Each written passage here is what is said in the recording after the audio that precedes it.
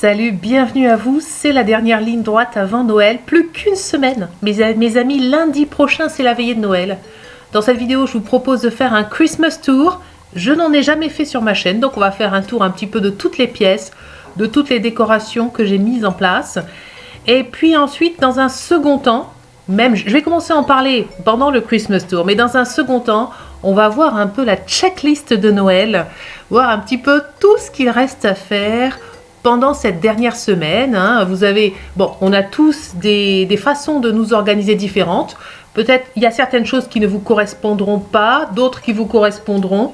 On va voir ça en détail dans la deuxième partie de la vidéo, même si je vais commencer à en parler dans la première partie. Le document que vous voyez à l'écran, la checklist, vous pouvez la récupérer sur Trello ou sur le blog, comme d'habitude. Allez, c'est parti, je vous invite à entrer chez moi. On va faire un petit tour, un petit Christmas tour de ma maison. Bienvenue chers amis, je vous en prie, entrez. Voilà, là nous sommes dans un premier salon salle à manger que vous avez déjà l'habitude de voir. Il y a des nouveautés dans la décoration, mais c'est un salon que je décore toujours de façon assez traditionnelle en rouge et blanc.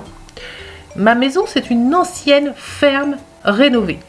Et je trouve que ces couleurs plutôt traditionnelles de rouge, de blanc et de vert se marient bien avec l'architecture intérieure. Les cheminées, les poutres, le bois, voilà. J'ai aussi des murs en pierre, etc. Donc ça va bien, ça se marie bien. C'est pour ça que j'ai fait ce choix dans cette première pièce de coloris plutôt traditionnel. Au niveau de la table, vous avez déjà vu les chapeaux de Noël que j'ai mis par-dessus les chaises. Tout ça, j'en ai déjà parlé dans des vidéos précédentes. Ce qui est nouveau cette année, c'est la décoration de la cheminée. Vous savez, je change mes décos chaque année, je change les choses de place.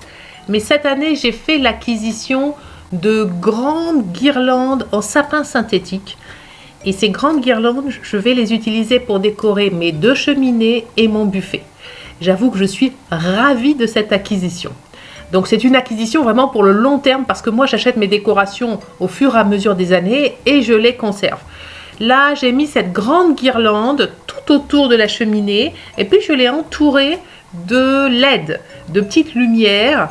J'ai mis également des nœuds rouges de chaque côté. Regardez ce beau nœud rouge que j'ai mis de chaque côté de la cheminée pour avoir une sorte de symétrie.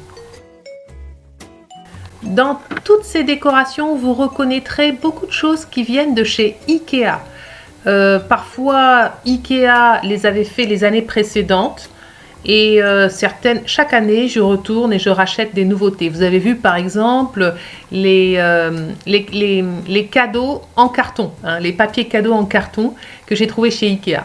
Il y a des petits détails comme par exemple les chaussons avec les petits aux décorations de Noël, j'aime beaucoup. Vous avez vu que j'ai fait mes fenêtres, j'en ai déjà parlé, avec du papier calque rouge. À côté de cette fenêtre, je prépare mon buffet. Je vous renvoie à mes vidéos de des années précédentes. Je fais toujours un buffet que je n'ai pas encore mis en place là au moment où je vous montre ces vidéos. Mais vous voyez, j'ai déjà posé la table. Je vais tout préparer.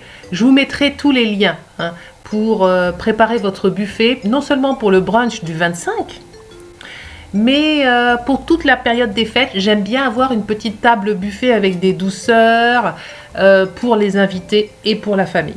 Au niveau de la décoration du sapin, c'est classiquement du blanc et du rouge.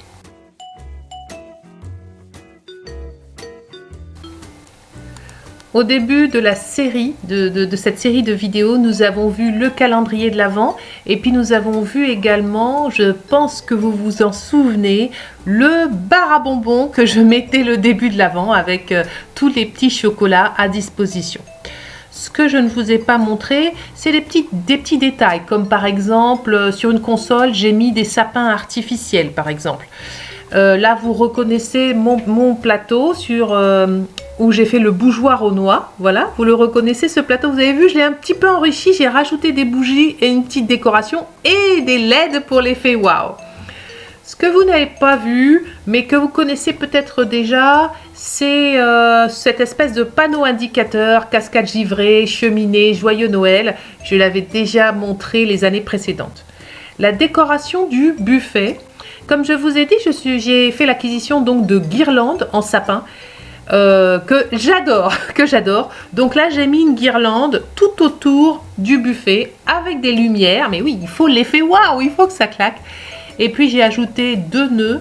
Je suis partie là sur cette zone de la maison dans une déco blanc, argenté et verte, comme vous le voyez à l'écran. En réalité, vous savez, moi je trouve que tout est beau. C'est-à-dire je suis vraiment... moi je suis, vous savez, ces gens qu'on appelle un public facile.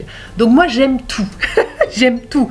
Je pourrais mettre des décorations roses, jaunes, violettes, noires. Je trouve que tout est esthétique. En fait, quand je choisis mes décorations, c'est plus par rapport... J'adapte la déco à la maison. C'est la maison et son caractère qui me dicte les décorations. Donc là, par exemple, dans cette zone de la maison, j'aime bien mettre du blanc parce que je trouve que ça se marie avec cette zone de la maison. C'est comme ça que me viennent mes idées de décoration. J'essaye en fait de faire plaisir à la maison. Ça paraît un petit peu bizarre, mais peut-être que vous me comprendrez. Quand je regarde certaines décorations sur Pinterest, je ne dis pas c'est moche parce que c'est pas mon goût. Je dis ça correspond si vous habitez une maison hyper moderne, par exemple une déco rouge très classique, très rustique, ça n'ira pas. Enfin, c'est mon avis, voilà. Donc vous avez vu les rebords de fenêtres. J'ai décoré également la cuisine. Alors vous savez que j'ai mis des poinsettias dans la cuisine, je vous en ai déjà parlé. Et j'ai rajouté mon effet waouh. Mais oui, il faut que ça claque partout. Je vous dis que je vais être... après Noël, j'aurai une saturation de guirlandes. J'ai mis des lumières partout, chers amis. Je n'ai jamais montré ces images sur ma chaîne parce que j'ai un second salon. C'est un salon qu'on utilise beaucoup pour regarder la télévision, pour faire des soirées films. Ce salon, comme je vous ai dit, je m'adapte à la maison. L'ambiance est différente parce que les poutres ne sont plus blanc cassé, elles sont foncées. Donc dans ce salon, la décoration est beaucoup plus sombre. Je suis partie sur une décoration rouge, or et marron chocolat. Comme vous le voyez à l'écran, j'ai mis des petites lanternes. Et sur la cheminée, j'ai mis une grande guirlande, la même, hein, une grande guirlande en sapin artificiel. Et là, le thème de la décoration pour cette pièce, c'est le métal. Donc métal et doré. Donc j'ai des jolis personnages, en fait les rois mages, plus un ange en métal. Et puis j'ai rajouté des décorations, des boules métalliques, des boules en verre, des végétaux dorés. Regardez à l'écran, vous voyez un petit peu. Je suis dans une ambiance qui est quand même maintenant complètement différente de la première pièce. C'est rouge, or, chocolat. Voilà un petit peu le... Voilà. L'ambiance est complètement différente dans l'autre pièce. J'ai des rideaux en velours marron très foncé. J'ai des tapis rouges sur le sol. Donc c'est une ambiance plus cosy qui est très différente de la première pièce. Comme je n'ai jamais fait de visite, je vous ai jamais fait visiter ma maison, ben je vous en parle un tout petit peu. On va monter sur le palier. Là, il va y avoir quelques petites décorations. Vous allez voir, c'est la zone de Antoine. C'est la zone de mon fils qui a reçu par différentes personnes des calendriers de l'Avent Lego. Donc, ben, il a sa petite guirlande, il a son petit train. Là, vous ne le voyez pas, mais il n'est pas très content parce qu'il n'arrive pas, il n'a pas réussi à bien faire marcher son train. Donc, il n'est pas ravi. Donc là, il y a une petite décoration sur le palier, c'est la zone de l'enfant. Les chambres d'amis. Là, la dernière semaine avant la fête, il faut nous occuper des chambres et bien préparer les chambres. Qu'est-ce que j'ai fait cette année? J'ai acheté des espèces de sacs de hôtes, voilà, avec le nom, il y a le prénom des gens écrit dessus, Antoine, Thomas, etc. Et dedans, je mets dans ces sacs, dans chaque pièce, même pour nous, tout ce qui est habits de Noël, pulls de Noël, chaussettes de Noël. Vous savez que j'aime bien aussi faire des petits paniers d'invités. Donc là, vraiment, ça fait partie de la checklist. C'est-à-dire que la dernière semaine, on prépare, si on reçoit des gens, on prépare les chambres. Hein. On met des jolis draps rouges, on fait une petite décoration. Reportez-vous à mes vidéos, on met des bouteilles d'eau et puis on fait des petits paniers d'accueil surprise pour les invités. Reportez-vous à mes vidéos des années précédentes, vous avez plein d'idées. Sur chaque porte, j'ai trouvé ces décorations en bois. Je trouve ça génial. J'en ai acheté pour chaque porte du premier étage. Regardez un exemple dans une autre chambre d'amis de panier d'accueil avec des petites surprises pour la personne qui va venir dormir ici. Dans notre chambre, ça c'est ma chambre personnelle. J'ai mis des effets noirs, mais je vous ai dit qu'il y aurait des lumières partout. Et puis nous avons chacun, moi et mon époux, notre petite hotte de Père Noël avec à l'intérieur les habits. Enfin, c'est surtout des vêtements, hein, des pulls de Noël, des serre-têtes de Noël, voilà. Parce que nous, on est dans le kitsch. On est dans le kitsch à fond les ballons. Vous me connaîtriez en privé, vous sauriez que je n'ai pas peur du ridicule. Mais alors, pas du tout. Dans ma véranda, donc oui, le Christmas Tour, on va aller dans la véranda. Ça, c'est des plantes que je garde parce que vous avez vu, j'ai déjà 2 jacinthes qui sont montées, donc je les garde au frais. Vous savez, chaque année, je dois faire des choix sur ce que je vous montre. Donc là, cette année, j'ai décidé de faire un Christmas Tour et une checklist détaillée. Donc, je ne pourrai pas vous montrer ce que je vais faire en termes de décoration florale. Mais je vous le dis quand même, je vais faire un espèce de centre de table tout en longueur avec, là, vous voyez à l'écran, 2 bouquets de feuilles d'eucalyptus. J'ai pris 3 tiges d'ilex et puis j'ai pris des roses. Et puis je vais mettre des bougies et des pommes de pin et ça va me faire quelque chose de très joli. Si j'ai le temps de filmer, je mettrai ça en ligne, mais pour Noël prochain, hein, parce que pour cette année vraiment je n'ai plus le temps. La checklist, alors parlons de la checklist. Il y a en même temps, bon, c'est pas si énorme que ça, hein, chers amis. Vous pouvez la récupérer, il y a des choses certainement qui vous, comme je l'ai dit, hein, dans cette checklist qui vous correspondront, d'autres non. Comme on est tous différents, je vous ai mis, vous voyez, de la place pour que vous puissiez écrire vos propres notes, vos propres courses, les propres choses, voilà, vos propres idées. Hein. Donc, une semaine avant Noël, vraiment, il est temps de finir tous les achats, chers amis. Hein. Je parle des cadeaux, etc. Le Père Noël, là, est très en retard. Finir tout ça, emballer. Finir vos achats de nourriture. J'espère que votre menu est déjà au point. Sinon, il est temps de le faire. Il faut faire une réserve de bougies. Il faut faire une réserve de piles. Je vous parle de tout ça dans le document.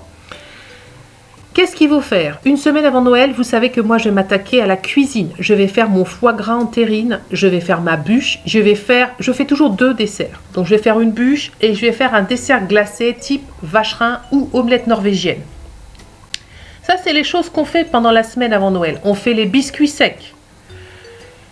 On fait... Donc ça, on passe quand même pas mal de temps en cuisine. On peut commencer à créer sa carte pour le menu de Noël, hein, à faire une jolie carte.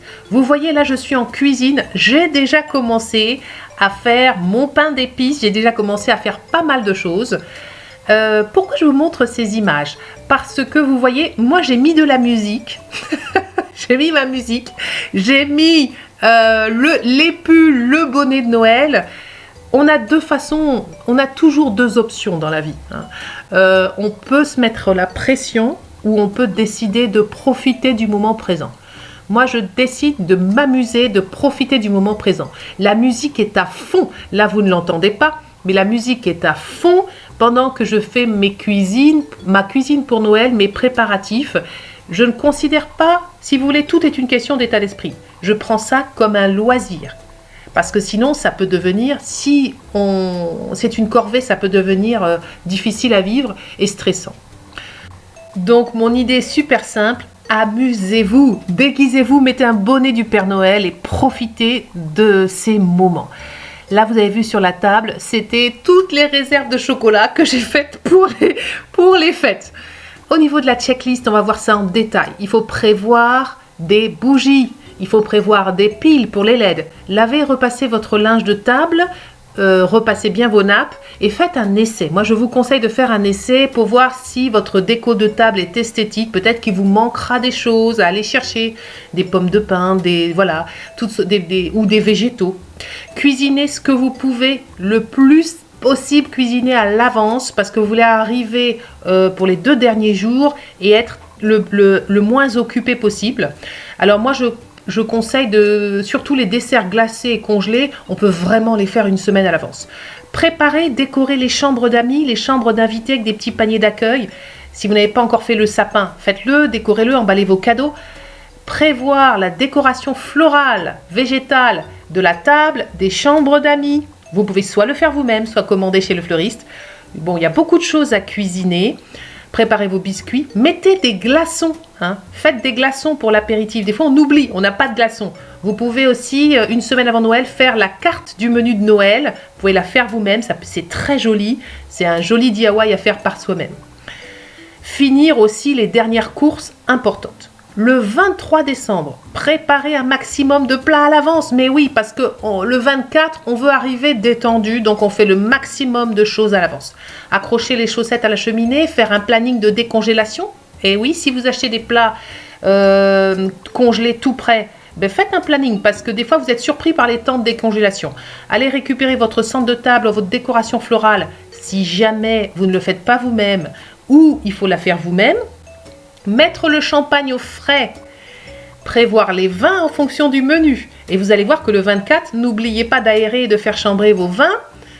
Moi, je prépare toujours le kouglof le 23, comme ça le 24, je suis tranquille.